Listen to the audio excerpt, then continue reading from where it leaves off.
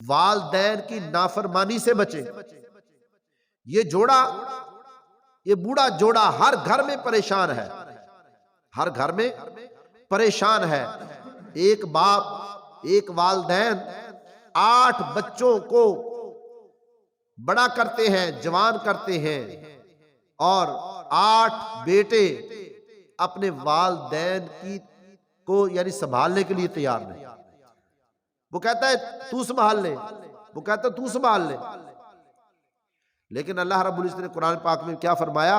وَقَضَىٰ رَبُّكَ أَلَّا تَعْبُدُوا إِلَّا إِيَّاهُ وَبِالْوَالِدَيْنِ إِحْسَانًا۔ اللہ کے بات علم میں تھی کہ یہ جوڑا ہر گھر میں پریشان ہوگا، والدین کا جوڑا ہر گھر میں کیا ہوگا؟ پریشان ہوگا۔ اس لیے اللہ نے تاکید کی، فرمایا وَقَضَىٰ رَبُّكَ أَلَّا تَعْبُدُوا إِلَّا إِيَّاهُ وَبِالْوَالِدَيْنِ إِحْسَانًا۔ اللہ نے فرمایا کہ میں نے فیصلہ کر دیا، لوگوں عبادت اللہ کی کرنی ہے۔ دنیا میں جا کر سب سے زیادہ جس سے تم نے حسن سلوک سے پیش آنا ہے وہ تمہارے والدین ہیں۔ وہ تمہارے کون ہیں؟ والدین ہیں۔ تو جس کی اللہ تاکید کر رہے ہیں، اللہ وصیت فرما رہے ہیں، جن کے والدین زندہ ہیں خوش نصیب ہیں وہ، ان کی کیا کریں؟ خدمت کریں۔ اور جن کے والدین اس دنیا فانی کو چھوڑ کر چل بسے ہیں، اللہ نے فرمایا وہ میرے سے دعا کیا کریں، رب ارحمہما۔ ان کی اولاد اللہ نے فرمایا اپنے والدین کے لیے دعا کرے۔ اللہ نے وہ دعا بھی قرآن میں ریکارڈ کر دی کہ رب ارحمہما کما ربیانی صغیرا۔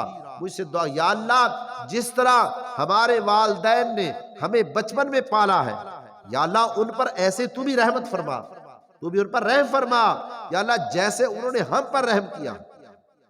کتنی پیاری دعا۔ تو جن کے والدین زندہ ہیں ان کی خدمت کریں، اور جن کے والدین اس دنیا فانی کو چھوڑ کے چل بسے ہیں ان کی اولاد کو چاہیے وہ کیا کریں؟ ان کے لیے سیال ثواب کرتے رہیں، ان کے لیے اللہ سے دعا کرتے رہیں، ان کے لیے اللہ سے دعا کرتے رہیں۔ فرمایا کہ 70 ولی دعا کریں، اور ادھر ماں اپنی اولاد کے لیے ہاتھ اٹھا دے۔ اللہ پاک فرماتے ہیں 70 ولیوں کی دعا بعد میں، ماں کی دعا اس کے اولاد کے لیے پہلے اللہ قبول فرماتے ہیں۔ جس نے اپنے والدین کو راضی کر لیا اس نے اپنے لیے دونوں دروازے جنت کے کھلوا لیے، دونوں دروازے جنت کے کیا کر لیے ہیں؟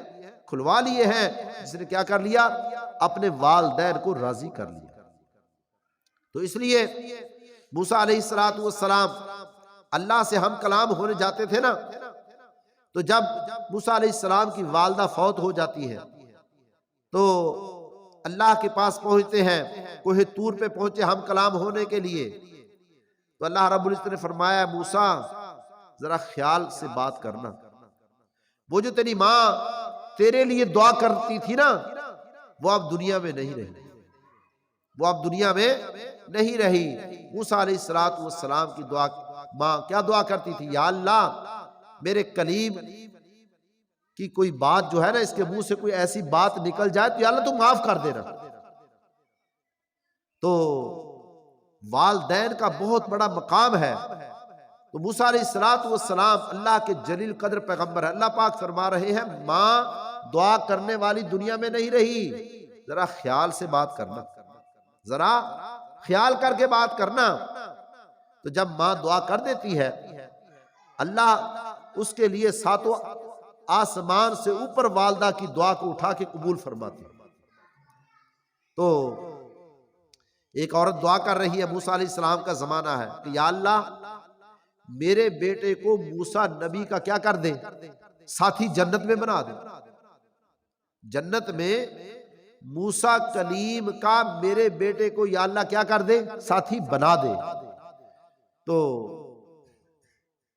موسیٰ علیہ السلام نے اللہ سے دعا کی، یا اللہ میں دیکھنا چاہتا ہوں کہ جنت میں میرا ساتھی کون ہوگا، جنت میں میرا ساتھی کون ہوگا، میں دیکھنا چاہتا ہوں۔ اللہ رب العزت نے فرمایا میرے کلیم وہ جو کسائی ہے نا، جو گوشت بیچنے والا، جنت میں وہ تیرا ساتھی ہے۔ اچھا وہ میرا ساتھی ہے۔ اب موسیٰ علیہ السلام چلتے ہیں، جا کر کے دیکھتے ہیں کہ یہ عمل کیا کرتا ہے۔ اللہ نے اس آدمی کو اتنا مقام دیا، ایک نبی کا ساتھی بنا دیا، یہ عمل کیا کرتا ہے۔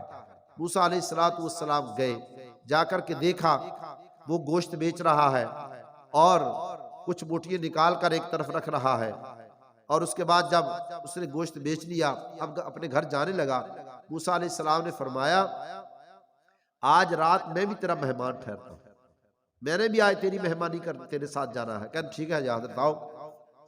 اسے نہیں پتا یہ موسیٰ کلیم اللہ ہے، اس نے ٹھیک آ جاؤ۔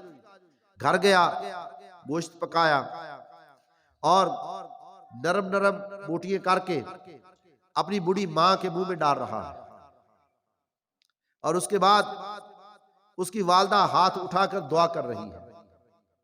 اب وہ مسکرانے لگا تو موسیٰ علیہ السلام نے پوچھا یہ کون ہے؟ کہنے لگے بات یہ ہے کہ یہ میری والدہ ہے۔ یہ بات سیدھی سادی ہے، تو یہ کیا کہہ رہی ہے تو مسکرا رہا ہے؟ کہنے لگے بات یہ کہہ رہی ہے یا اللہ میرے بیٹے نے میری بڑی خدمت کی ہے، یا اللہ اس کو موسیٰ نبی کا جنت میں ساتھی بنا دے۔ یہ دعا کر رہی ہے، یہ سیدھی سادی ہے، بس ایسی دعائیں کرتی رہتی ہے۔ موسیٰ علیہ السلام نے فرمایا آؤ میرے ساتھ معانقہ کر لو، جنت میں اللہ نے تیرا ساتھ میرے ساتھ کر دیا ہے، میں موسیٰ کلیم اللہ ہوں، اللہ کا کلیم ہوں۔ یہ جڑی بوڑھی ماں نے یہ دعا کی ہے نا، اللہ نے اس کی دعا کو کیا کر لیا ہے؟ قبول فرما لیا۔ تو والدین کی دعائیں لینی چاہیے، والدین کی دعا لینی چاہیے، والدین سے بد دعائیں نہیں لینی چاہیے۔ تو پیارے پیغمبر صلی اللہ علیہ وسلم نے فرمایا 6 آدمی ایسے ہیں جن کی دعا اس رات یعنی شب برات اس رات میں اللہ دعا قبول نہیں کرتے، اس کے علاوہ سب دعاؤں کو اللہ قبول فرما لیتے ہیں۔ ایک شرک کرنے والا، اس کی دعا قبول نہیں ہوتی۔ ایک والدین کا نافرمان، اس کی دعا قبول نہیں ہوتی۔ تیسرا قطع تعلق کرنے والا، ناطے توڑنے والا، لوگوں کو آپس میں لڑانے والا، چغل خور۔ پیارے پیغمبر صلی اللہ علیہ وسلم نے فرمایا چغلی کرنے والا اللہ اس کو معاف نہیں کریں گے، بہت بڑا جرم ہے۔ اور فرمایا تکبر کرنے والا، جو آدمی تکبر کرتا ہے، جو آدمی اپنی شلوار کو، اپنے تہمد کو اپنے گھٹوں سے نیچے لٹکا کے رکھتا ہے نا، فرمایا اللہ رب العزت نے فرمایا کہ اتنا جگہ اس کی جہنم میں جلے گی، اتنی جگہ اس کی جہنم میں کیا ہوگی؟ جلے گی، جو گھٹوں کے نیچے اپنا تہمد باندھ کے رکھے گی۔ جب صلح حدیبیہ ہو رہی تھی نا، صلح حدیبیہ، حضرت عثمان رضی اللہ تعالیٰ عنہ کو پیارے پیغمبر صلی اللہ علیہ وسلم نے بھیجا کہ جاؤ مکہ میں جا کے بتا کے آؤ، ہمارا لڑائی کا ارادہ نہیں ہے، ہم تو صرف کیا کرنے آئے ہیں؟ عمرہ کرنے کی وجہ سے آئے ہیں۔ تو حضرت عثمان غنی رضی اللہ تعالیٰ عنہ گئے، ان کے رشتہ دار انہوں نے کہا یہ آپ نے تہمت جو اوپر کیا ہوا ہے نا، یہ معیوب ہے، عرب میں اس کو ناپسند سمجھتے ہیں، آپ چادر کو نیچی کر لیں۔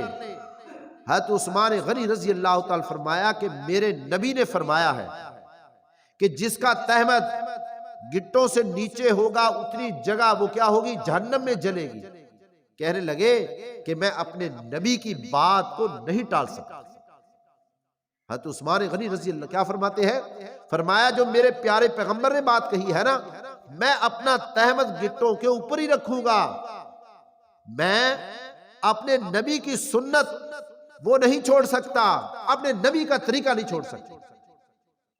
تو اس لیے جو پیارے پیغمبر صلی اللہ علیہ وسلم نے جو بات فرما دی وہ سچ ہے اور حق ہے۔ تو فرمایا ایک شراب کا عادی، تو یہ بہت بڑا جرم ہے شراب پینا، تو اللہ نے اس سے منع فرمایا ہے۔